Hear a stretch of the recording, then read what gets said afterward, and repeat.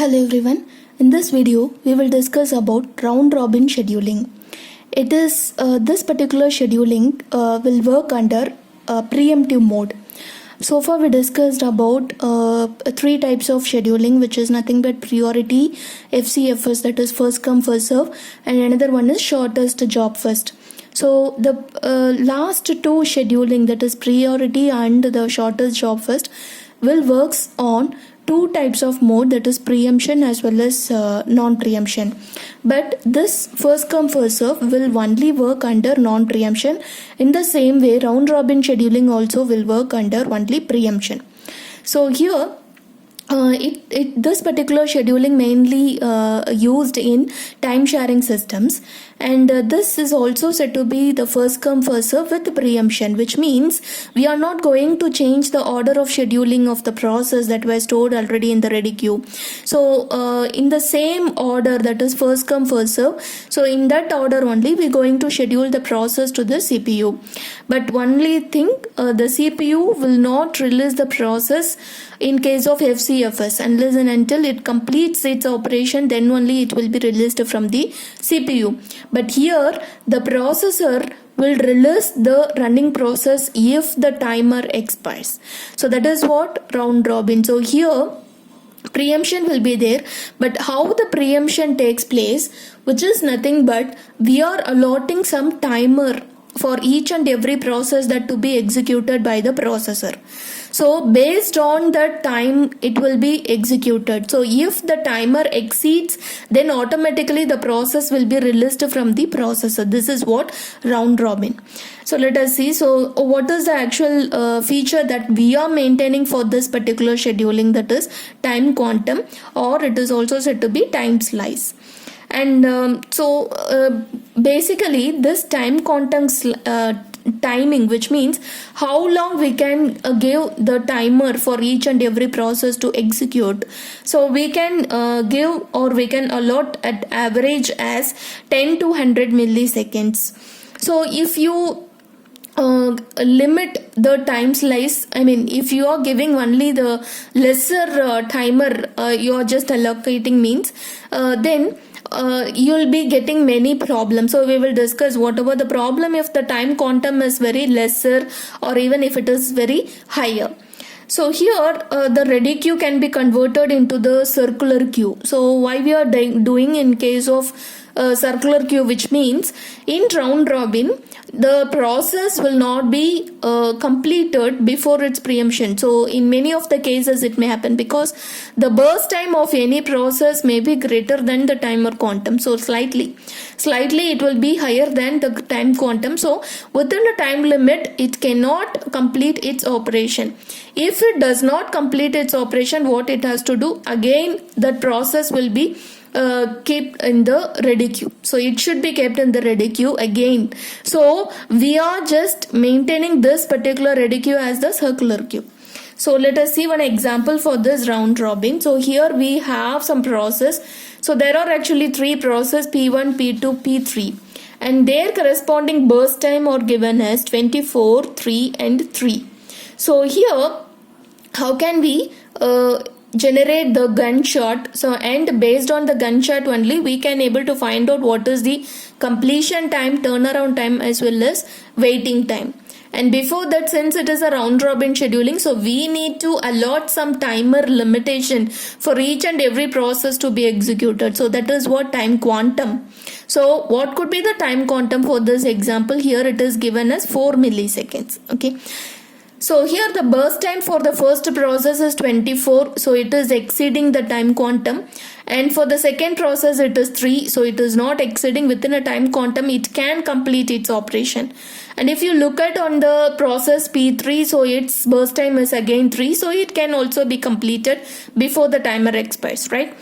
So let us see how to draw the gunshot. In addition to the gunshot, we need to maintain the ready queue also in round robin scheduling. But in other scheduling, so we are not maintaining separately the ready queue. So why we have to maintain this ready queue in round robin? This is because, so as I told, the process will not be completed within a time quantum. So it will always happen in round robin. So what we have to do, we have to keep that same process again in the ready queue. So with the list of the process whatever we have without execution, so whatever the process that it is actually waiting in the ready queue, in addition to that we have to keep this particular process also.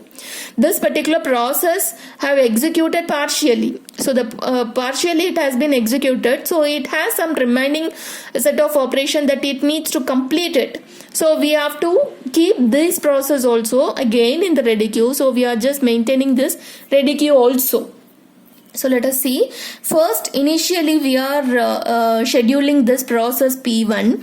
Actually, the burst time of the process P1 is 24, but the time quantum is given as only 4 milliseconds.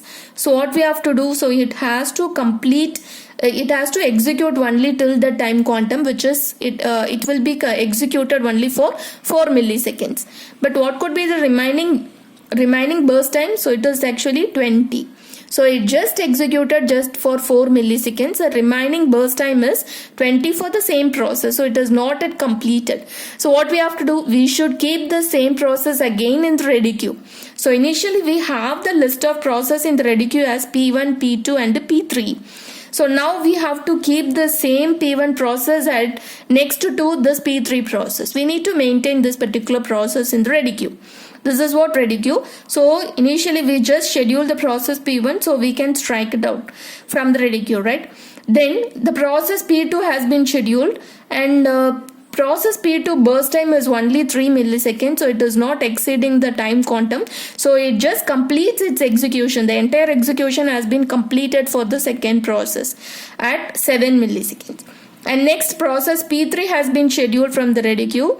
So this particular process also takes only 3 milliseconds. So it is not exceeding this time quantum. Within the time quantum it completes its operation.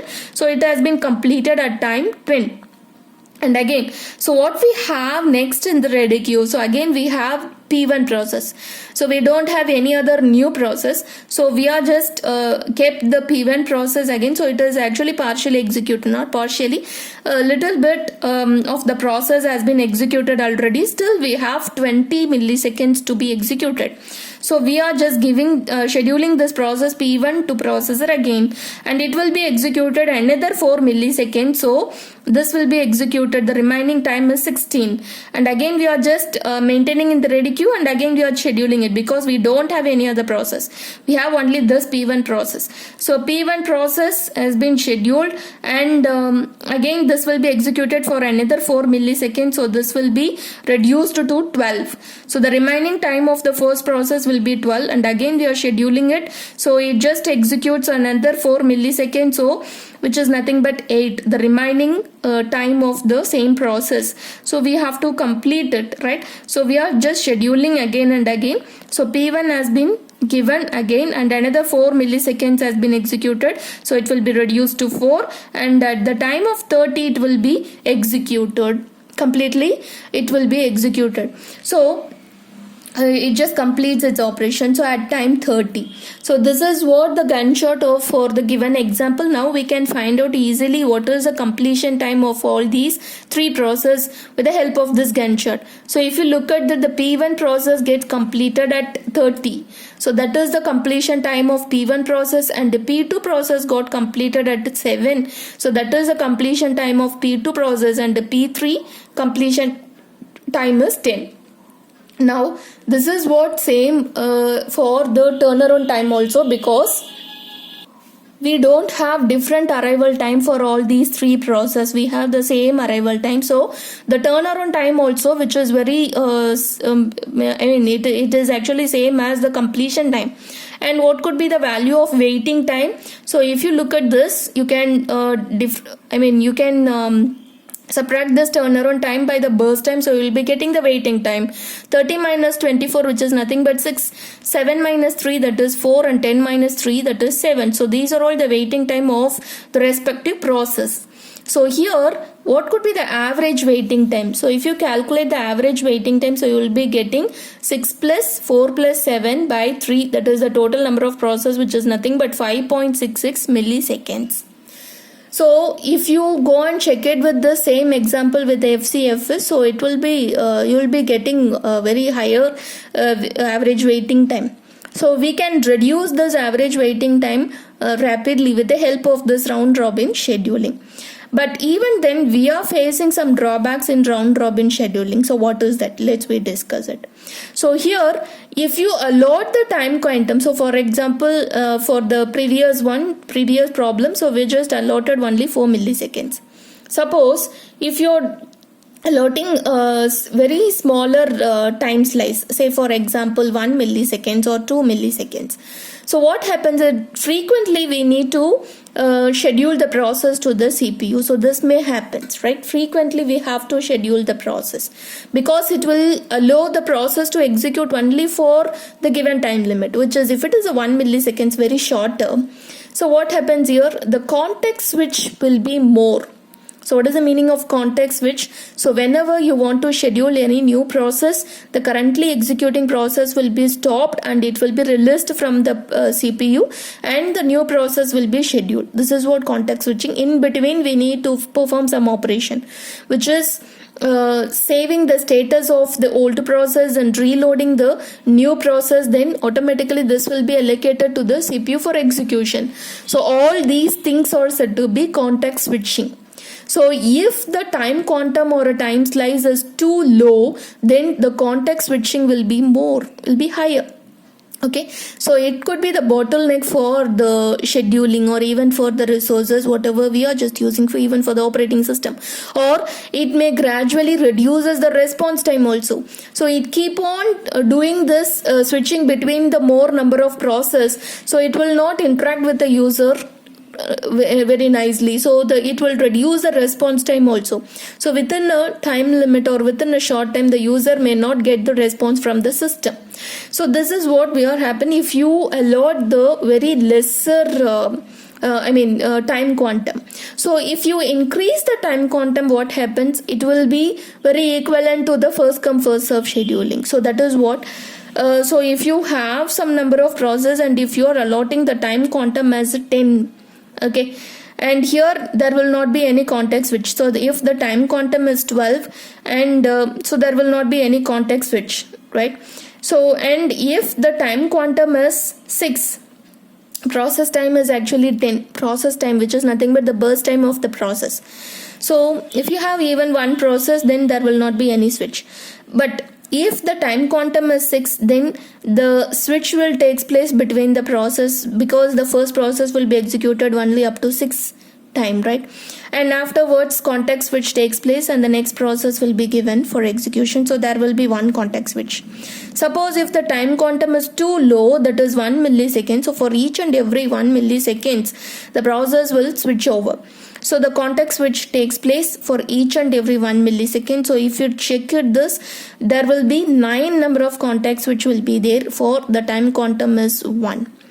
So at an average, so we can keep the time quantum as 10 to 100 milliseconds, as well as time for context which will be lesser than 10 microseconds. So if you follow these kind of timing components for both the time quantum as well as the context switch, so you will not degrade your system performance, so you will be getting the better performance. So whatever the operation you are doing, so that will be more efficient. Okay, so these are all the things that I would like to discuss about the round robin scheduling.